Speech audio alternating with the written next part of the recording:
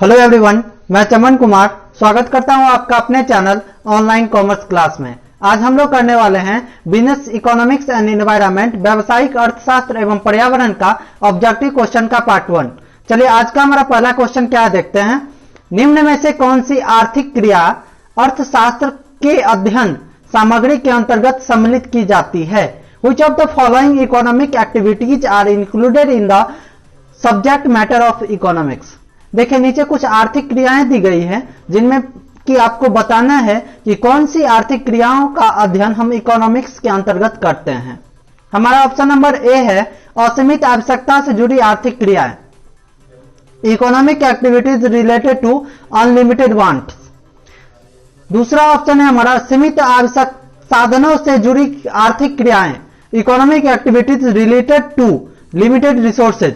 Option number C है हमारा और वो दोनों, both A and B. D number option है हमारा उपयुक्त में से कोई नहीं, नन ऑफ द एबव। तो देखिए जैसा कि हम लोग जानते हैं अर्थशास्त्र के अंतर्गत हम सीमित आवश्यकताओं की पूर्ति सीमित साधनों के द्वारा करने का प्रयास करते हैं। तो हमारा ऑप्शन नंबर ए क्या है? असीमित आवश्यकताओं से जुड़ी क्रिया, जो हमारा आवश्यकता असीमित है उससे रिलेटेड। और दूसरा क्या हमारा सीमित साधनों से जुड़ी क्रिया। क्या करते हैं इकोनॉमिक्स के अंतर्गत? सीमित साधनों के द्वारा हमारे जो असीमित आवश्यकताएं हैं, अनलिमिटेड वांट्स हैं, उनकी फुलफिल करने का प्रयास करते हैं।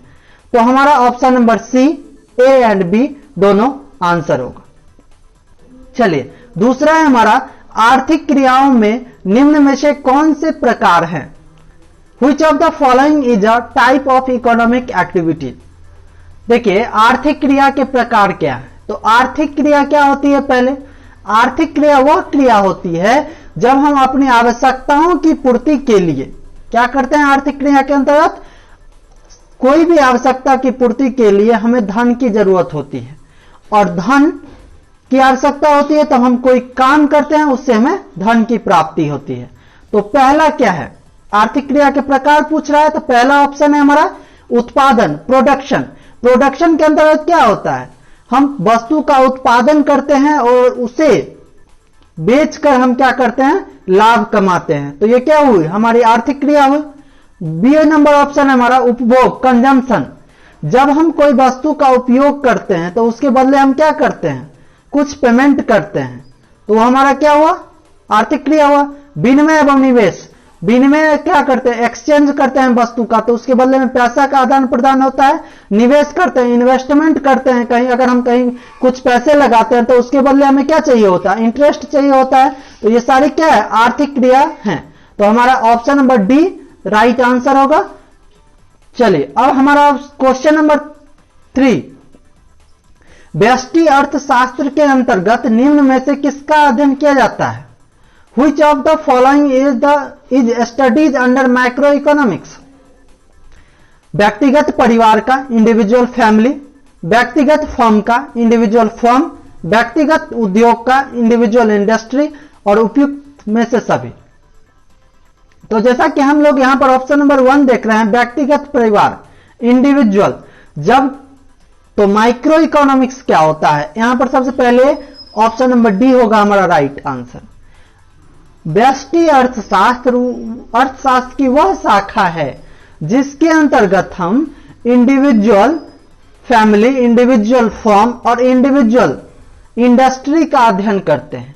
या हम सारे का अध्ययन नहीं करते हैं, या हम किसको लेके चलते हैं? इंडिविजुअल को लेके चलते हैं। तो हमारा option number D is the right answer. अब है हमारा चौथा, समष्टि अर्थशास्त्र के अंतर्गत निम्न में से किसका अध्ययन किया जाता है? Which of the following is studied under microeconomics? Macro, यहां पर किस की बात है? मैक्रो मतलब समष्टि, संपूर्ण। जब हम व्यष्टि में क्या हो रहा था? मैक्रो में एक का अध्ययन इंडिविजुअल का करते थे, यहां किसका करेंगे? पूरा का करेंगे। तो यहां पहला क्या है? राष्ट्रीय आय, national income. Option number B है हमारा पूर्ण रोजगार, full employment. Option number C है हमारा कुल उत्पादन, total production. Option number D है हमारा ऑल ऑफ दीज। तो देखिए मैंने पहले ही कहा है कि व्यष्टि अर्थशास्त्र के अंतर्गत सिंगल का, इंडिविजुअल फर्म का स्टडी होता है, लेकिन समष्टि अर्थशास्त्र के अंदर ऑल ग्रुप का होता है, फुल का होता है। तो पहला भी नेशनल इनकम के अंतर्गत क्या होगा, देश के सभी इंडिविजुअल का इनकम होगा। पूर्ण रोजगार, पूरा अगर राज्य का एम्प्लॉयमेंट देखेंगे तो क्या होगा, फुल। और किसी सिंगल पर्सन के पास जाएंगे तो सिंगल होगा, इंडिविजुअल। तो इंडिविजुअल होगा तो वो किस में जाएगा, व्यष्टि में जाएगा। और जहां पूर्ण रोजगार है वो तो उस किस में आएगा, समष्टि में आएगा। ऑप्शन नंबर सी है कुल उत्पादन। जब हम एक यूनिट उत्पादन की बात करते तो किस में जाता, व्यष्टि में जाता, और पूरे का करते तो समष्टि में जाता। तो ऑप्शन नंबर डी हमारा होगा राइट आंसर। चलिए अब क्वेश्चन नंबर 5 पे आते हैं। व्यष्टि अर्थशास्त्र की शाखाएं कौन सी है? Which of the following is a branch of microeconomics? Micro economics की शाखा कौन है? जैसे अर्थशास्त्र की दो शाखा हुई, एक व्यष्टि अर्थशास्त्र, एक समष्टि अर्थशास्त्र। यहां पर कितनी शाखा हुई अर्थशास्त्र की, एक व्यष्टि अर्थशास्त्र, दूसरा समष्टि अर्थशास्त्र।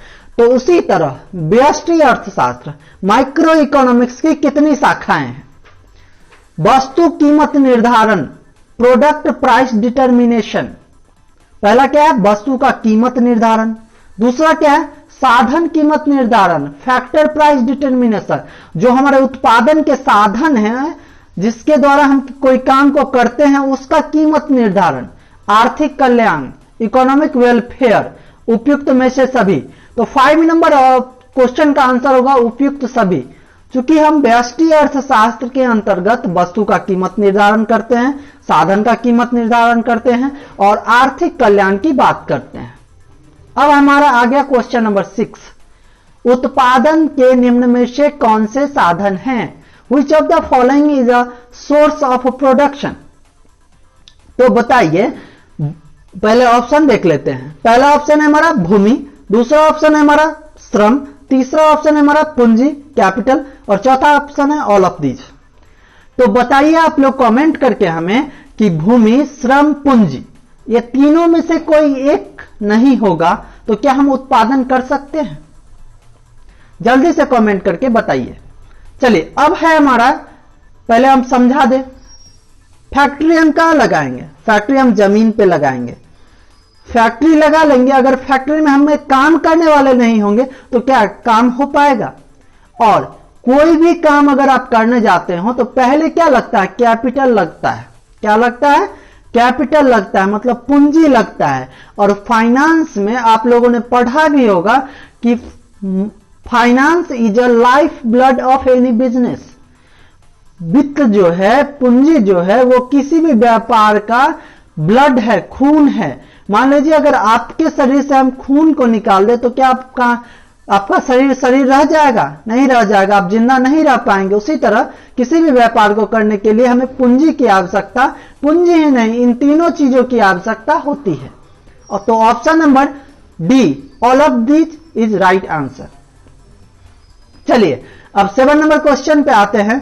माइक्रोज, क्या ध्यान से देखिए, माइक्रोज जिसका अर्थ होता है छोटा, निम्न में से कौन सा शब्द है?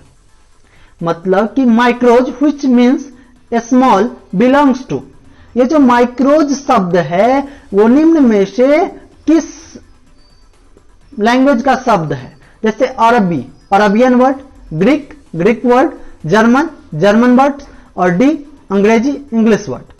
तो अब हमें देखना है कि हमारा जो माइक्रोज है वो किस शब्द से बना है। तो 7 नंबर क्वेश्चन का ऑप्शन होगा हमारा ग्रीक वर्ड। माइक्रोज शब्द जो आया है वो किस वर्ड से आया है? ग्रीक से आया है।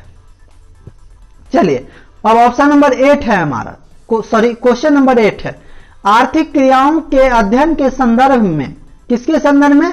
आर्थिक क्रियाओं के अध्ययन के संदर्भ में अर्थशास्त्र के को दो विशिष्ट दो शाखाएं व्यष्टि और समष्टि में निम्न में से किसने विभाजित किया?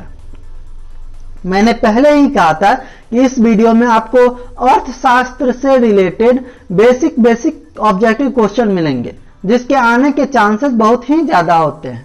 तो फिर से यहां देखिए, अब जो अर्थशास्त्र को जो बांटा है दो भाग में, एक व्यष्टि और एक समष्टि। चलिए एक बार इंग्लिश में देख लेते हैं। Which economist divided economics in two branch of micro and macro on the basis of economic activities। देखिए हमारा दो शाखा है इकोनॉमिक्स का, एक व्यष्टि माइक्रो इकोनॉमिक्स, एक समष्टि मैक्रो इकोनॉमिक्स। तो किस अर्थशास्त्री ने इन्हें दो भागों में बांटा? अब बांटा हुआ तो हम लोग पढ़ रहे हैं, लेकिन किन्होंने इसे बांटा है? तो ऑप्शन नंबर ए है हमारा मार्शल, ऑप्शन नंबर बी है हमारा रिकार्डो, ऑप्शन नंबर डी है हमारा Ragnar Frisch, option number D है हमारा इनमें से कोई नहीं। तो देखिए अब क्वेश्चन नंबर 8 का यहां पर आंसर होगा हमारा रैगनर फिश, क्योंकि रैगनर फिश ने ही हमारे अर्थशास्त्र को दो भागों में बांटा है। चलिए, तो हम लोगों ने 8 तक कर लिया। अब हमारा 9 नंबर क्वेश्चन क्या है?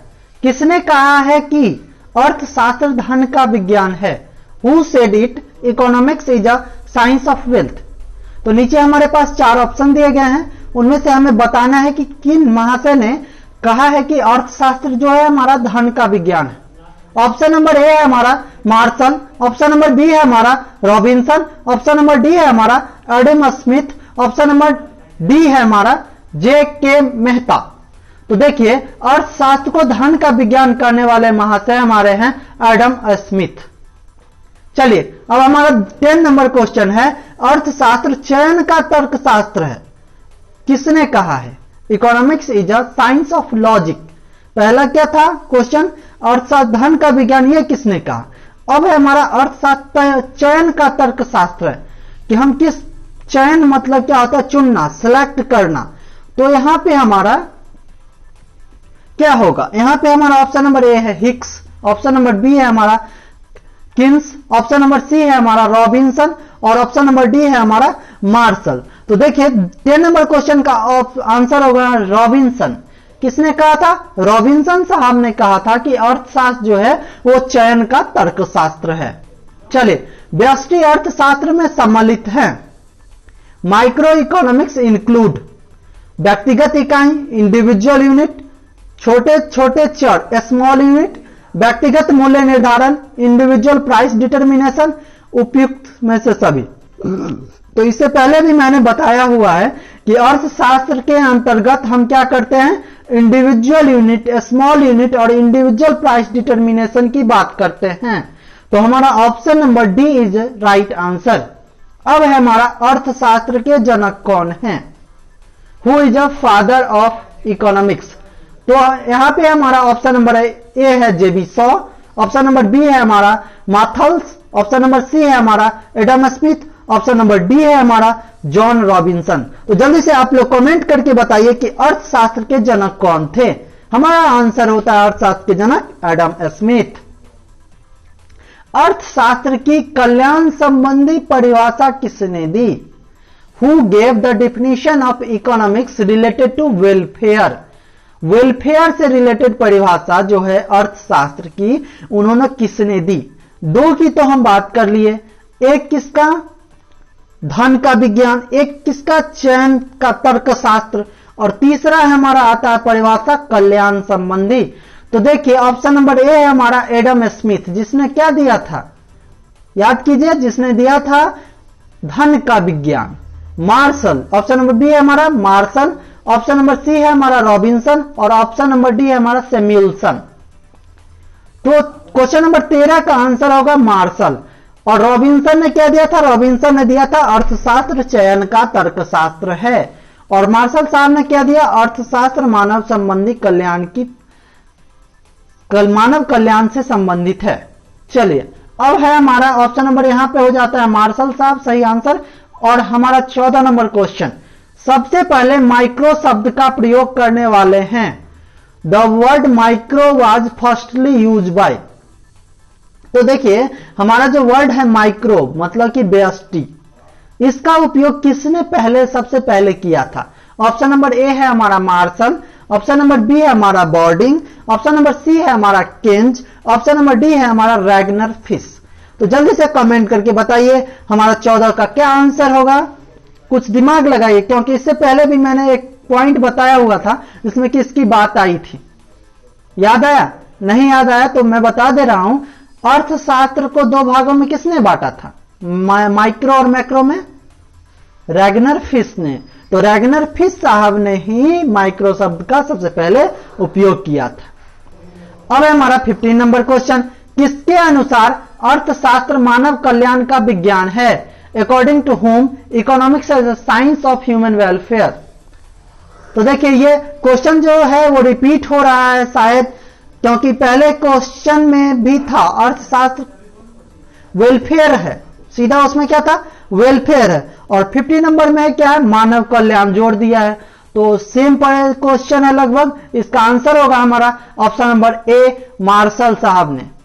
चलिए 16 नंबर और आज का लास्ट क्वेश्चन, निम्न में से कौन उत्पत्ति के साधन नहीं है? Which of the following is not a factor of production? जरा आप दिमाग लगा के कमेंट करके बताइए कि इसमें किनके बिना हम उत्पादन को संभव बना नहीं पाएंगे। और कि इससे पहले क्वेश्चन में मैंने आपको बताया था कि उत्पत्ति के 3 साधन हैं, ऑप्शन में 3 साधन दिए हुए था, उनका मैंने चर्चा किया था। क्या है? पहला भूमि, तो ये उत्पत्ति के साधन है। बी श्रम, उत्पत्ति के साधन है। मुद्रा, मनी। देखिए मनी तब तक मनी रहता है जब हमारे पास होता है। जब हम व्यवसाय की बात करते हैं तो उस समय मनी की जगह हम फाइनेंस वर्ड यूज करते हैं। अब है हमारा डी ऑप्शन कैपिटल, तो यहां पर option number C is the right answer होगा। Thanks for watching our video. अगर वीडियो अच्छा लगा हो तो लाइक करें, शेयर करें और कमेंट करके हमें जरूर बताएं कि यह वीडियो कैसा लगा, और अपने दोस्तों के साथ शेयर करें। चलिए, और चैनल को सब्सक्राइब करना ना भूलें और बेल आइकन को जरूर प्रेस करें जिससे कि आने वाला नोटिफिकेशन आपको मिलता रहे। Take care, bye bye.